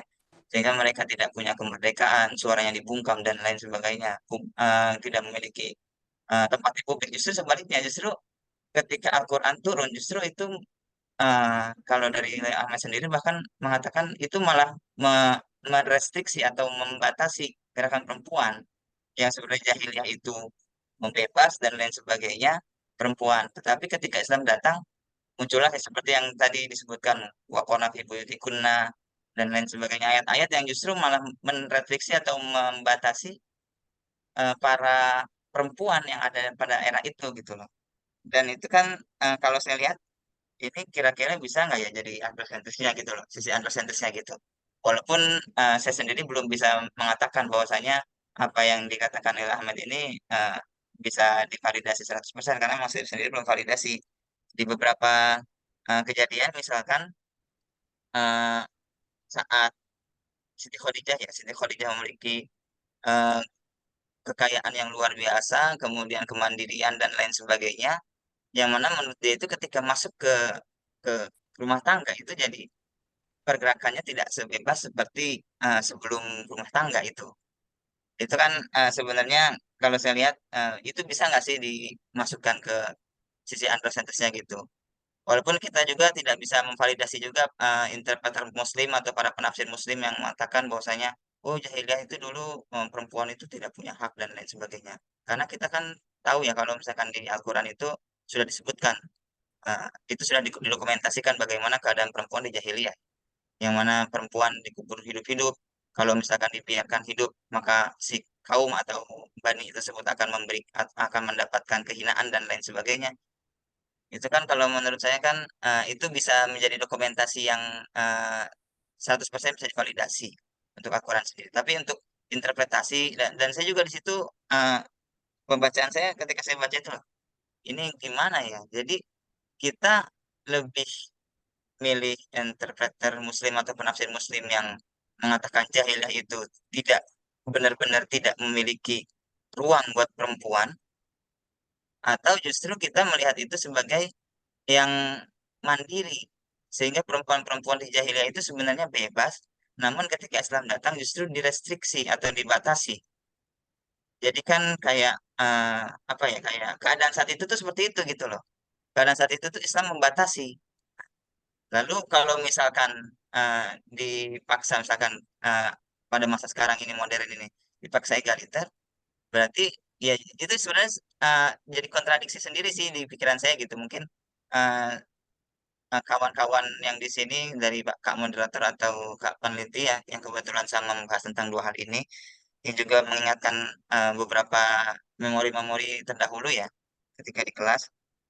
Eh, sebenarnya itu androsentris di sini apakah androsentris karena keadaan saat itu patrilineal ya, yaitu patriarki, sehingga semuanya disesuaikan, atau kalau dalam bahasanya eh, cara pragmatis Al-Quran. Al-Quran itu pragmatis. Jadi ketika saat itu patriarki, ya sudah, ayat itu disesuaikan dengan masyarakat yang patriarki. Atau justru eh, pendapat Lila Ahmed itu yang mengatakan Al-Quran itu malah membatasi perempuan, itu menjadi salah satu masukan tersendiri bagi androsentris, di mana Al-Quran itu bukan pragmatis, tapi justru ingin membatasi begitu. Sehingga kalau misalkan tetap ingin kita egaliter, itu justru malah memaksakan. Itu kira-kira gimana ya? Nangkep nggak ini apa yang saya maksud ini? Bagaimana bagaimana Kak Hani, bisa ditangkap ya? Ya, Oke. bisa, insya Allah. Ya, yang pertama tadi soal anu sih. Yang kedua saya rasa cukup lebih jelas ya. Kalau yang pertama tadi itu Mas Vicky mencoba mempertanyakan tesis Lela Ahmed, di mana tesis Lela Ahmed itu menarik ya karena berbeda, karena dia pakai pendekatan historis dan mencoba mencari bagaimana historisitas di abad late antiquity itu bahasanya, atau abad akhir antik. Jadi setelah apa sih? Ya, dari Roma sampai lahirnya Islam kalau nggak salah itu batasan abad itu. Jadi memang abad pra-Islam itu yang dicari. Nah, di situ dia menemukan tesisnya dia adalah zaman jahiliyah itu tidak seperti yang dikatakan oleh para atau yang didokumentasikan oleh para sarjanawan Muslim, di mana biasanya ya umumnya tesisnya adalah bahwasanya Muslim atau Islam datang membawa sebuah ajaran yang justru ingin memuliakan atau membebaskan perempuan seperti itu. Tapi menurut Ila Ahmed apa yang apa namanya didengungkan oleh para sarjana Muslim itu salah. Jadi yang tepat itu justru Islam datang membatasi gerak daripada perempuan itu sendiri yang jauh lebih bebas sebelum atau di pra-Islam datang. Nah itu. Jadi yang ingin didiskusikan di sini, apakah hal semacam itu, apa tesis Lela Ahmed itu kita bisa induksikan ke dalam apa namanya tipologisasi yang tadi dibuat oleh Pak Kusmana terkait androsentrisme ataupun nalar filosofisnya seperti itu. Itu sih yang tentunya yang awal seperti itu. Yang kedua tadi mungkin lebih jelas ya. Silakan Kak Hani untuk direspon. Baik, terima kasih kepada Mas Vicky. Eh, dalam merespon yang Mas Vicky sampaikan tadi, seperti yang disampaikan oleh Laila Ahmed ya, bahwasanya, kejadian itu artinya tidak seburuk yang kita bayangkan selama ini, seperti itu kan. Nah, sebenarnya saya juga mempunyai kegelisahan yang sama terkait ini ketika membaca tafsir Kemenak ini. Nah, dalam ini dalam dua subtema tentang perempuan di bidang sosial itu, dengan penafsiran subtema yang berbeda tentang perempuan, kemudian mereka merekonstruksi penafsiran ini dengan mengambil kisah-kisah zaman jahiliyah itu. Yang satu disebutkan bahwasanya pada zaman jahiliyah itu perempuan dibatasi, karena makanya dalam hal kesaksian itu dibuat 2:1 gitu. Jadi karena perempuan tidak terbiasa dalam urusan bersosial, terlibat hutang piutang. Jadi ketika perempuan diletakkan sebagai saksi, nah khawatirnya perempuan ini tidak mengingat terlalu baik karena mereka tidak terbiasa. Nah, karena saat itu dikatakan perempuan lebih sering jadi ketika dibalikkan, kalau misalnya waktu itu perempuan yang di luar dan laki-laki yang di rumah, nah ini bisa jadi justru yang 2:1 itu ialah perempuan yang 2, laki-lakinya 1 gitu, karena si yang di rumah ini pasti tidak mengetahui sebagaimana yang beraktivitas di ruang publik, yang bersosial seperti itu. Nah, artinya di sini mereka mengatakan hanya 2:1 itu karena disesuaikan dengan konteks zaman dulu. Nah, kemudian tidak relevan jika dibawa zaman sekarang di mana perempuan sudah banyak aktif di luar gitu. Nah, kemudian di dalam subtema lain terkait peran perempuan sebagai kepala negara. Saya tidak begitu ingat ya, nanti sambil mengingat-ingat. Nah, di dalam eh, tafsir itu juga mengambil teks historis pada jahiliyah. Itu disebutkan bahwasanya perempuan beraktivitas di luar rumah, perempuan bersosial gitu. Nah, di sini upaya penafsiran yang dengan melihat historis itu untuk egaliter. Nah, mereka percaya bahwa nilai universal Al-Quran itu egaliter. Nah, kemudian alasan yang disampaikan berbeda gitu. Yang pertama itu melihat historis zaman jahiliyah terbatas. Jadi satu lagi dalam urusan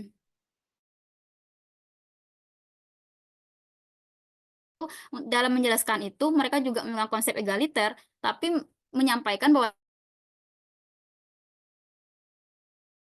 keluar gitu. Jadi tidak bisa dilegitimasi bahwasanya perempuan itu tidak boleh keluar rumah. Nah, di sini ada dua hal yang kontradiktif gitu.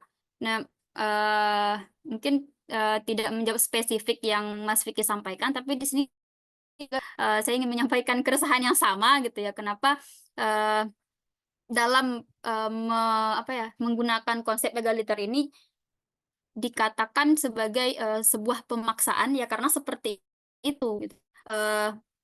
Konsepnya sama egaliter, tapi upaya penafsirannya itu ya tidak konsisten gitu. Yang satu mengatakan perempuan itu dulu ya aktif di ranah sosial sehingga ya tidak boleh perempuan itu dibiarkan di rumah saja. Sedangkan satu lagi mengatakan bahwasanya dulu perempuan itu nggak aktif di ruang sosial, makanya utang piutang tuh perempuan yang nggak familiar seperti itu.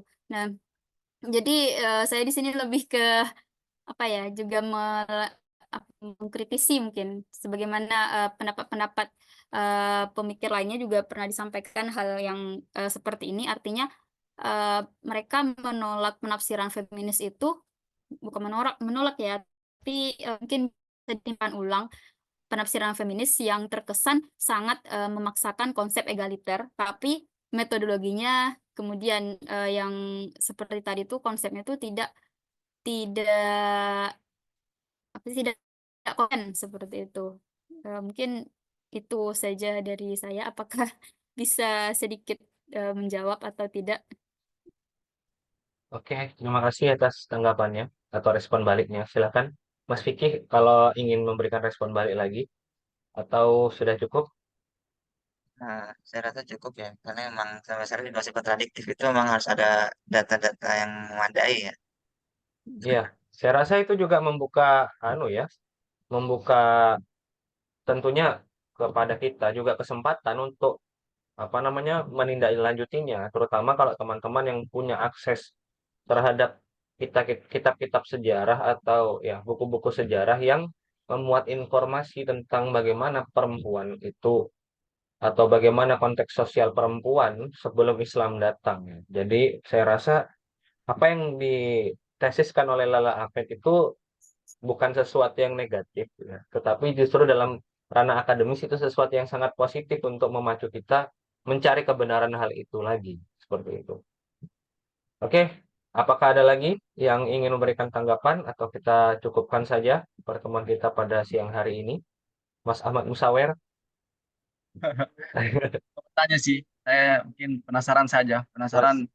Mas, Soalnya Mas Vicky tadi sudah pertanyaan inti tadi kayaknya itu, udah intinya inti lah. Tapi di sini mungkin saya cuma ingin mempertanyakan ketika dalam menafsirkan eh, apa tafsir negara ya. Jadi kan itu pasti yang membuat kan dari lembaga negara itu sendiri. Nah, dan tadi walaupun saya ini juga memang sudah dibilang di awal tadi pembahasan ini agak agak berat ya memang karena harus pembacaan lebih dalam dan saya tadi baru baca artikelnya 2 kali baru paham sedikit itu pun sedikit baru paham ya. Jadi mungkin itu harus harus ngaji lagi memang ngaji ngaji soal ini apalagi banyak istilah-istilah yang mungkin yang sukar dipahami. Tapi kembali lagi pertanyaan saya itu adalah apakah ketika menafsirkan lembaga itu tidak ada perempuan dalam lembaga itu. Jadi ketika menafsirkan yang dicurigai itu mengandung bias gender tadi, misal nih, katakanlah si pemateri masuk ke dalam lembaga penafsiran di apa namanya, penafsiran di itu lembaga apa tadi penafsiran di Indonesia itu. Nah, terus menafsirkan ayat seperti itu. Nah, atau jangan-jangan tidak ada perempuan di dalam lembaga tersebut sehingga penafsirannya itu ya cenderung seperti itu, sehingga ketika kita kita pakai metodologi yang tadi itu seakan-akan atau mungkin nampak itu memang sangat bias gitu. Seperti itu penafsirannya.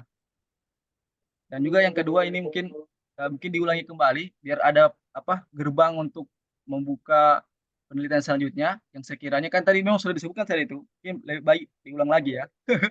Gerbang untuk peneliti selanjutnya. Itu saja mungkin. Sebagai penutup mungkin atau ada pertanyaan lagi. Terima kasih. Oke, terima kasih Mas Musawir. Silakan langsung ditanggapi saja Kak Hani. Baik, terima kasih kepada Mas Musawir. Pertanyaan pertama, apakah ada mufasir perempuan di dalam di tim penyusunan? Nah, sebenarnya terkait ini sudah pernah membahas di dalam karya ilmiah juga. Saya lupa apakah itu tesis atau disertasi atau jurnal ya. Saya pernah baca. Di sana disebutkan bahwasanya dalam disertasi yang pertama saya sebutkan tadi yang mengatakan bahwasanya tafsir ini bias gender gitu. Nah, hasil penelitiannya itu salah satunya mengatakan bahwasanya dahulu pas kan ini tafsir tematik itu ada berseri-seri ya, maksudnya tidak dalam satu seri, itu dalam seri yang keberapa saya lupa, itu salah satu penulisnya ada Bu Rofiah. Bu Rofiah itu kan kalau yang familiar mungkin tahu bahwasanya beliau ini termasuk kepada aktivis gender gitu ya, ngajar juga di PTI, ngajar tafsir gender seperti itu. Nah, di sana beliau tuh sebagai salah satu tim penulis tafsir Kemenak. Nah, kemudian beliau hanya dimasukkan ke dalam satu seri saja atau satu edisi tafsir saja. Pada edisi berikutnya, beliau dikeluarkan secara satu pihak. Nah, ini menurut saya hal yang menarik. Artinya, dari sini kita bisa benar-benar beranggapan bahwasanya di balik penyusunan tafsir ini benar-benar ada unsur lain, seperti itu, ada agenda lain gitu. Kenapa orang yang berpandangan responsif gender, berkesetaraan gender seperti Bu Rofia itu justru malah dikeluarkan dari tim penyusun tafsir itu sendiri. Nah, seperti itu. Nah, kemudian untuk kasus tafsir ini sendiri, tafsir tematik tentang kedudukan dan peran perempuan ini sebenarnya di apa di apa ya penasehat apa ya istilahnya penasehatnya itu salah satunya adalah Prof. Nasaruddin Umar. Nah, kita tahu bahwa besarnya beliau itu juga menulis buku tentang kesetaraan gender seperti itu. Tapi lagi-lagi di sini posisi beliau hanya sebagai penasehat atau pemantau seperti maksudnya bukan yang terlibat langsung dalam penulis, tapi beliau ikut dalam tim pembentukan ini, tapi ya itu tidak menjadi satu hal yang menjadi pertimbangan bagi para penafsirnya gitu. Itu cuma ya udah karena beliau sebagai penasihat itu saja gitu. Maksudnya ya dalam penafsirannya tidak benar-benar diterapkan kesetaraan gender itu sendiri gitu. Nah, kemudian kalau di sini kan kita sampai kepada kesimpulan bahwasanya ya pantas saja tafsir ini bias gender karena disusun oleh tim yang terdiri dari mayoritas laki-laki. Bahkan itu hampir semuanya laki-laki seperti itu. Dan eh, sebenarnya hal ini juga nanti menjadi menarik dikaji dalam edisi Naksir minggu depan, yaitu ada salah satu teman yang akan membahas apakah jenis kelamin, maksudnya laki-laki atau perempuan ini sangat berpengaruh dalam menghasilkan penafsiran yang berkesetaraan gender atau yang tidak seperti itu. Nanti mungkin ini bisa didiskusikan pada pertemuan hari Kamis minggu depan seperti itu terkait pertanyaan Mas Musawir ini. Kemudian yang kedua mengulang lagi mungkin beberapa hal yang sudah kita diskusikan tadi, apa saja yang mungkin bisa menjadi pintu awal atau gerbang utama dalam melakukan penelitian berikutnya. Mungkin yang pertama itu ada terkait yang disampaikan oleh Mas Zainal tadi, yaitu mungkin memperbandingkan bagaimana penafsiran negara dari negara lain terkait isu-isu keperempuanan seperti ini, seperti tafsir yang dihadirkan oleh Indonesia sendiri. Kemudian yang kedua terkait epistemologi, dinamika epistemologi dari ragam tafsir Kemenak itu sendiri. Mungkin itu dari saya. Semoga bisa sedikit menjawab. Oke, terima kasih. Ya, sudah terjawab ya Mas Musawir ya, dan bahkan sudah ada kisi-kisi bahwasanya nanti akan ada diskusi seru lainnya di edisi Naksir selanjutnya di minggu depan. Langsung di spoiler ya, ngeri ya. Iya, langsung di spoiler. Jadi apakah perbedaan kelamin menentukan apakah Anda akan jadi seorang yang responsif gender atau tidak? Nah, itu akan dibahas nanti. Ada lagi Pak Muid, apakah ingin Mas memberikan? moderator, Ya, silakan. Kenapa? Oh ya, tadi ada ada di salah satu. komentar itu sepertinya ada. Ya, ini pertanyaan yang cukup umum ya dari Mbak Legia Radiologi. Apakah feminisme mampu menawarkan solusi konkret untuk mengatasi akar penyebab ketidaksetaraan gender, termasuk masalah struktural seperti patriarki dan kapitalisme yang merugikan perempuan secara sistematis? Nah, silakan dijawab Kak Hani yang juga alumni PKUP, Pendidikan Kader Ulama Perempuan, Masjid Istiqlal ya. Kita lihat bagaimana seorang ulama perempuan merespon isu ini. Baik, terima kasih kepada Mbak Legia. Sepertinya Mbak Legia ini sangat rajin hadir setiap minggunya ya. Terima kasih kepada Mbak Legia atas pertanyaannya. Apakah feminisme mampu menawarkan solusi konkret untuk mengatasi akar penyebab ketidaksetaraan gender? Ini mungkin kita bisa berangkat dari porsi yang diberikan oleh pemerintah sendiri terkait 30% perempuan dalam dalam politik, dalam kursi kepemerintahan itu ada 30% ya. Artinya di sini sudah ada upaya pemerintah untuk memberikan ruang khusus kepada perempuan gitu. Tapi apa yang terjadi di lapangannya, ternyata 30% ini justru tidak terpenuhi seperti itu. Jadi kalau dibilang negara itu belum menghadirkan solusi, saya kira sudah memberikan ruang kepada perempuan, tapi lagi-lagi belum dari perempuannya sendiri.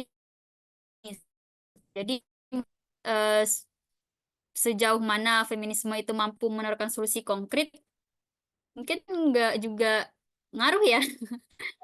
Ya pasti ngaruh dalam hal ya artinya memberikan jalan terbuka lebar buat perempuan gitu. Tapi kembali lagi kepada perempuannya sendiri gitu. Apakah mau terlibat dalam hal ini dalam politik yang 30% tadi apakah mau terlibat ya atau tidak gitu. Buktinya sudah diberi jalan tapi lagi-lagi tidak terpenuhi 30% itu. Ya mungkin ini kalau digali lebih jauh mungkin keterkaitannya juga dari pendidikan perempuan yang seperti di desa-desa kan yang kalau di desa saya sendiri itu masih perempuan itu masih banyak yang belum berpendidikan tinggi seperti itu. Mungkin bisa dibilang saya yang paling jauh sekolahnya, padahal cuma di Jakarta gitu ya. Mungkin ya dari situ jadi pendidikannya belum tinggi ya sehingga tidak bisa memenuhi kualitas yang diterapkan di pemerintahan yang 30% itu tadi gitu. Mungkin seperti itu dari saya.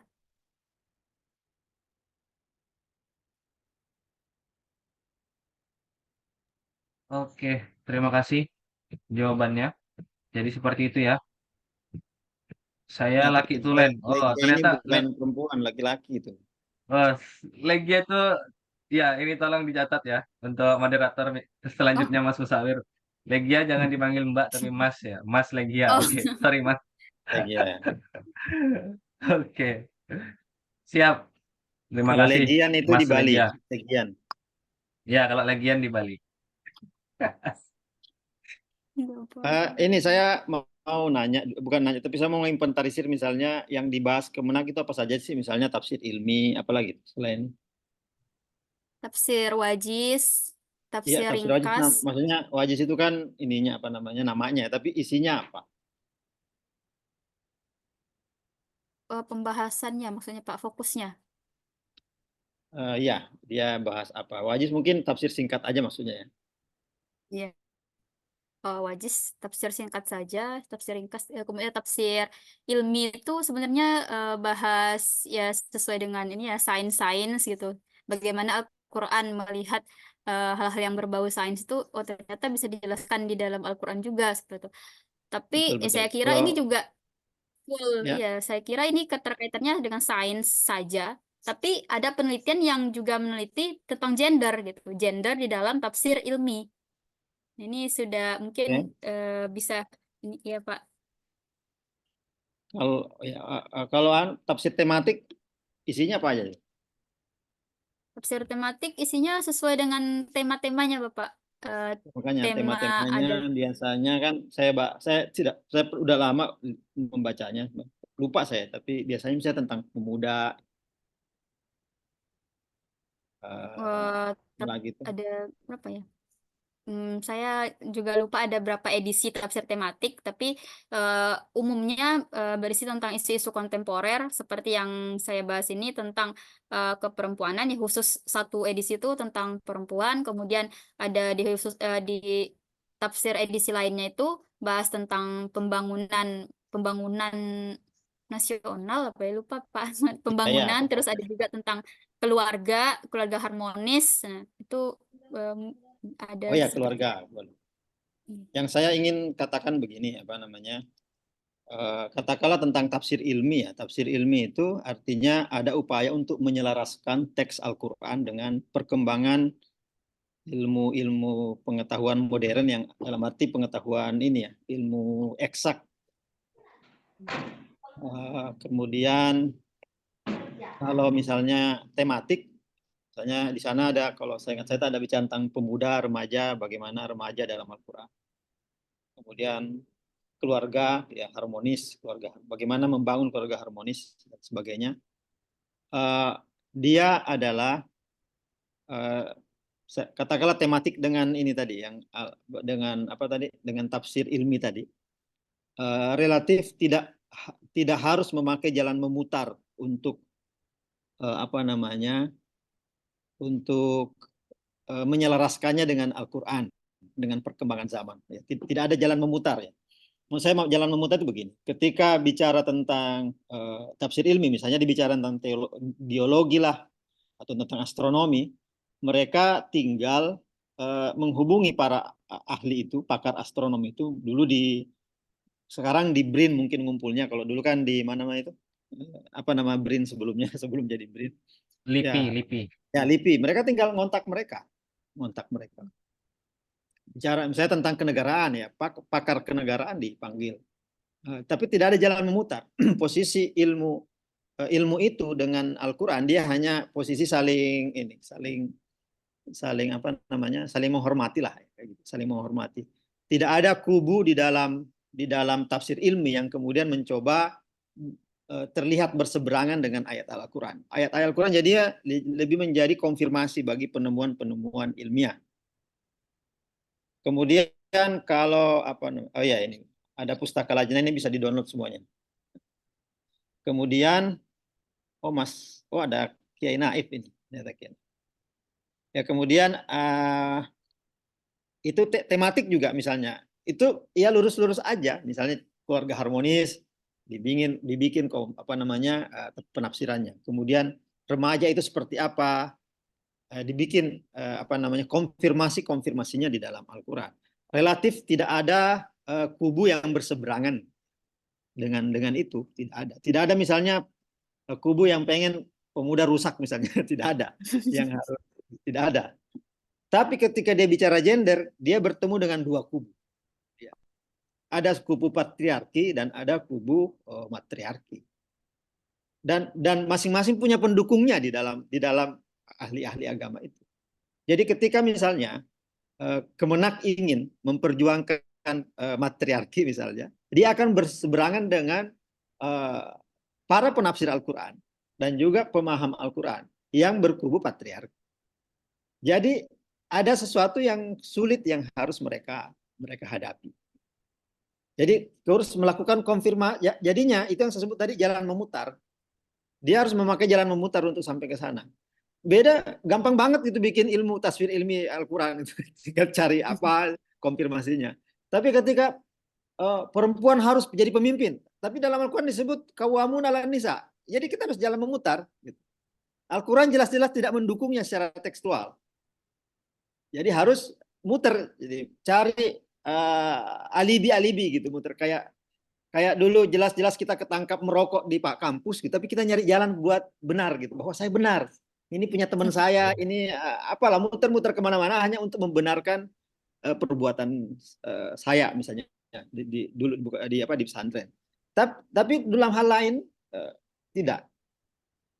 Karena itu saya pikir sampai kapanpun atau bukan ya saya juga tidak terlalu bagus. Tapi saya pikir akan lama akan ada sebuah tafsir yang versi Kemenak yang akan kemudian sebagai tafsir negara yang kemudian terlihat benar-benar memberi dukungan maksimal kepada perempuan.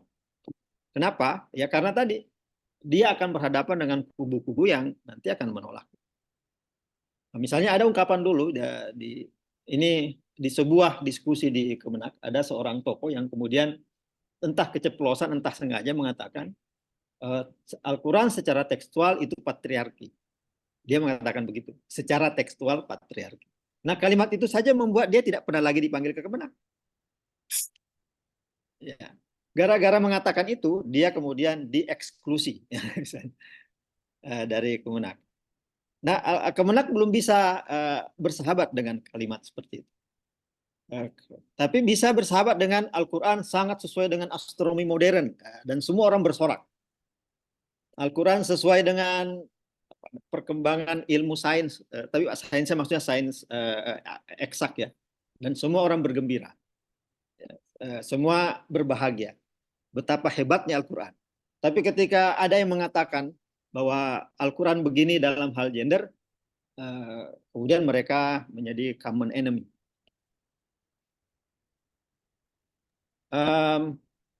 Saya lupa mau bilang apa tadi. Saya mau bilang itu saja.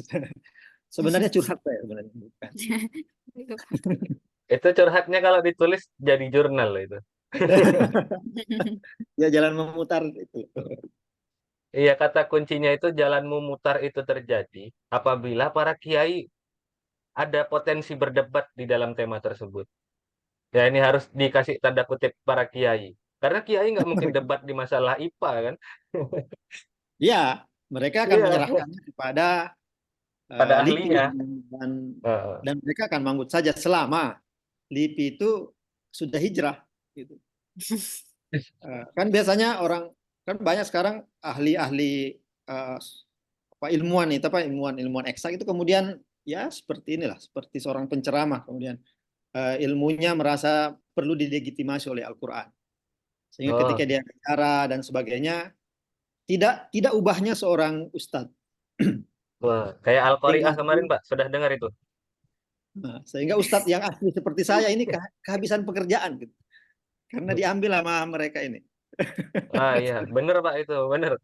Kemarin itu ada itu ahli fisika kuantum malah. Ya itu dia bilang di Quran itu ada ayat Al-Qari'ah. Qari itu adalah pembaca Quran laki-laki. Tapi kenapa di Quran Al-Qari'ah dibaca malah dimaknai sebagai hari kiamat? Harusnya Al-Qari'ah itu adalah pembaca Al-Quran perempuan katanya. Aduh ya Allah. Korea Ya ya. seperti semacam itulah. Mungkin pernah ikut MTQ dia jadi Korea. Peserta pertama Korea dari Sumatera Barat. Astagfirullah. Ya, saya menduga kan agak lama itu apa namanya ini agak lama ya, maksudnya lama untuk diresmikan negara karena saya pikir negara tidak akan mau berhadapan dengan masyarakat yang lebih umum. Ya. Sering kalau kita ngobrol di Kemenak, mereka mengatakan ini pendapat kami, ini kami tidak diintervensi oleh negara. Jadi kami mengatakan apa yang kami tahu. Tapi sering terjadi tidak sederhana itu karena ada di Gramsci mengatakan ada istilah hegemoni, ya hegemoni. Hegemoni ya tidak terasa, dia penindasan yang tidak terasa. Ya karena Kemenak adalah PNS digaji negara, maka dia tidak akan berani mengatakan hal yang kemudian melahirkan gejolak di masyarakat.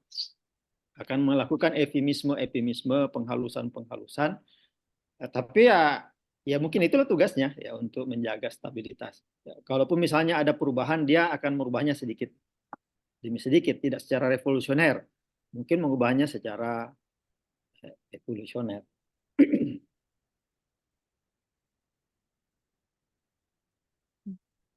Baik, terima kasih Bapak.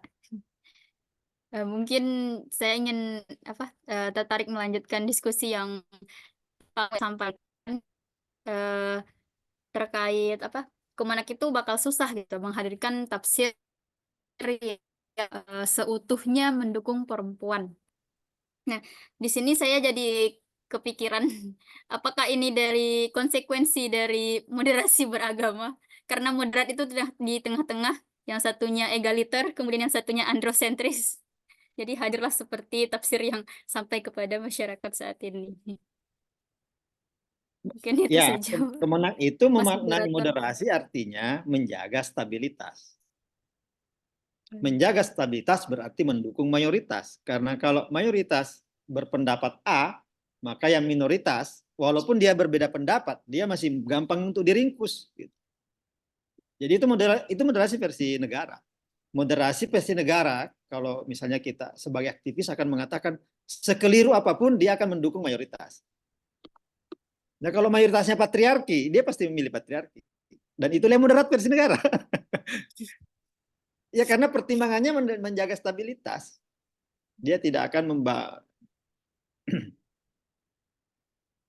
kalau di kelas kemarin saya bilang tafsir ilmi itu enggak masuk akal tafsir ilmi. Di kelasnya siapa itu kemarin saya? Di kelas PKU juga. Tafsir ilmi. Coba masa saya ada nama tafsir ilmi? Emang kalau kita ngomong yang lain tidak ilmi gitu? Itu kan monopoli kebenaran. Kata tafsir ilmi itu monopoli kebenaran. Yang benar hanya yang eksak. Dan Kemenak mengakomodir kekeliruan berpikir itu dengan bikin buku tafsir ilmi.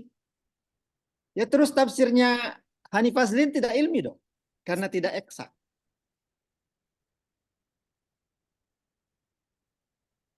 Itu cara berpikir dari mana?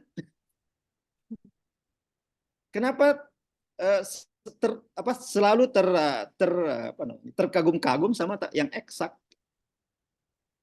Ilmu humaniora artinya tidak ilmi dong. Itu namanya tafsir ilmi. Jadi bagi saya yang ilmiah di Kemenak itu cuma satu tafsir ilmi saja. Selain itu tidak ilmi semua. Tafsir wajiz nggak ilmi, bukan ilmi namanya kan? Tidak ilmiah. Tafsir tematik nggak ilmiah. Kenapa ya? Tafsir ilmi sudah dimonopoli oleh kata tafsir ilmi yang satu itu.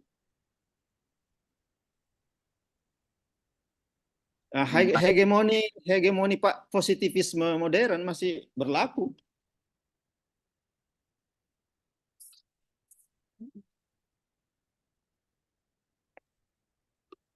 Tapi kan perlu tesis tentang tafsir ilmi itu harus dihapus dari lajnah. Jadi ini Kiai Naif meng-share kita malah mengusulkan untuk dihapus.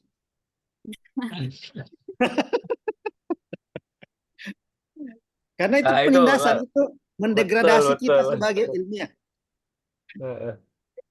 Nah, PKU misalnya, penelitian kadar ulama, itu kan ada kata ulamanya kan, ada ilminya di situ. Tapi tidak satu pun tesis mereka tesis atau disertasi yang ilmiah. Karena tidak termasuk tafsir ilmi. Itu kan kontradiksi-kontradiksi yang disengaja dilanggengkan. Tapi bagi saya meresahkan.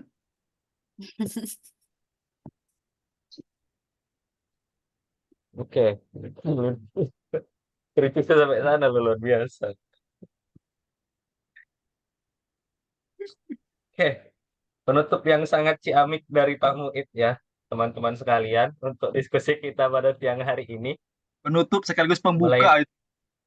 Iya, menutup sekaligus membuka. Menutup karena tadi beliau berbicara soal bagaimana, ya tadi sempat menyinggung Gramsci dengan teori hegemoninya, di mana hegemoni itu tentu tidak terasa ya, tadi sudah dicontohkan, sehingga sampai pada kesimpulan, di mana moderat itu adalah menjaga stabilitas. Menjaga stabilitas itu artinya menjaga yang mayoritas. Dan tentunya beliau sampai bisa bertesis bahwasanya atau berstatement jika sampai kapanpun tafsir tematik perempuan itu tidak akan pernah clear pada satu pandangan tertentu karena memang di dalam situ sudah terjadi polarisasi karena ada satu polar yang patriarkis dan polar lain yang feminis seperti itu. Dan ini tidak akan bisa menyatu karena memang potensi berdebatnya pasti akan selalu ada. Nah, dan yang menarik tadi adalah yang terakhir adalah tentang tafsir ilmi. Jadi teman-teman sekalian yang menyimak tentunya nanti bisa ditonton ulang ya saat kami upload ulang nanti di YouTube.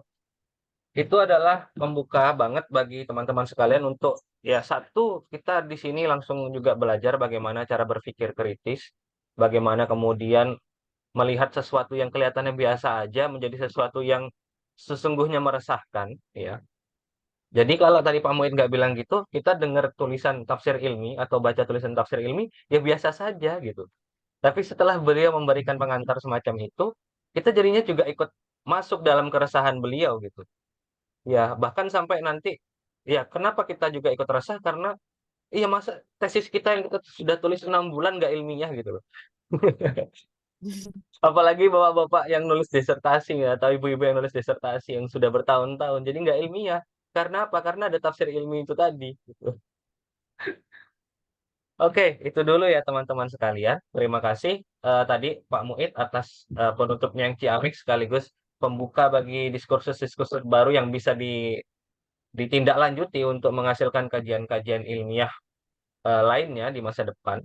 Dan juga terima kasih tentunya kepada pembicara kita pada naksir ketiga di minggu ini, yaitu Saudari Hani Fazlin, yang sudah berbicara banyak kepada kita dan membagikan bagaimana penelitian dia terkait tafsir negara ini. Tentunya saya juga ucapkan terima kasih kepada teman-teman IBIH Tafsir sekalian yang sudah menyimak diskusi naksir kita siang ini dan juga sudah setia membaca artikel-artikel di website kita. Dan jangan lupa untuk teman-teman yang punya kesempatan atau waktu luang di Ramadan ini juga ikut menulis ya. Tentunya kami akan sangat menantikan tulisan-tulisan kalian, apalagi tulisan-tulisan yang bisa membawa pemikiran-pemikiran yang menyentil seperti Pak Muid tadi. Itu tentunya sangat kami nantikan ya di Tafsir. Baiklah, saya sebagai moderator mengucapkan terima kasih sekali lagi dan juga mohon maaf apabila ada kesalahan yang saya lakukan selama meliding diskusi ini.